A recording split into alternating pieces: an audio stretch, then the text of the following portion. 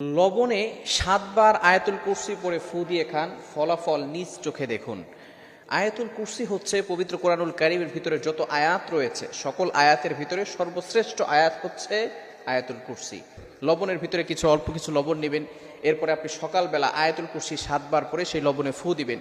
এরপরে এই লবণটাকে 7টা ভাগ করবেন, ভাগ করে 7 দিনে আপনি খালি পেটে সকালবেলা বিসমিল্লাহ সহকারে একটু সামান্য লবণ যদি আপনি খেতে পারেন, তাহলে আপনার যদি কাশি থাকে, অনেকের এমন রয়েছে কাশি আছে কিন্তু কাশি কখনো সারে না, কাশি কখনো দূর হয় না, অনেক ওষুধ খাচ্ছে কাশি সারে না, যদি এভাবে আমল করে খেতে পারেন 7 দিনে আল্লাহ তাআলা তার থেকে কাশি দূর করে দিবেন, তার ঠান্ডা সর্দি এগুলো থাকবে না, কাশি তার থেকে দূর হয়ে যাবে।